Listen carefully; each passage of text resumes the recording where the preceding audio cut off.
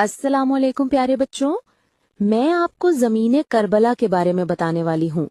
मैं आपको बताऊंगी कि ज़मीन करबला कायनात की तमाम ज़मीनों से क्यों अफजल है और इसकी मिट्टी को खाके शिफा क्यों कहा जाता है। प्यारे बच्चों, ये ज़मीन इराक के शहर करबला में मौजूद है।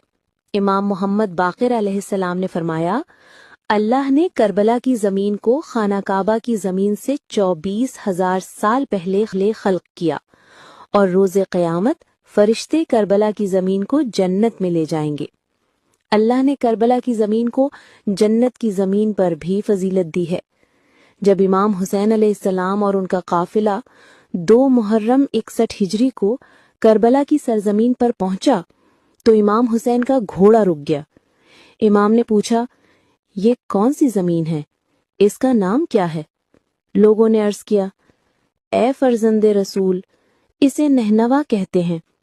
फिर किसी ने कहा, इसका एक और नाम भी है, करबला। जब इमाम हुसैन ने करबला का नाम सुना तो आपने फरमाया, ये वही जमीन है जहां हमारे बच्चे, हमारे जवान शहीद किए जाएंगे, अहले बैत के खैमे लूट लिए जाएंगे और यही वो जगह है जहां हमारी कब्रें होंगी।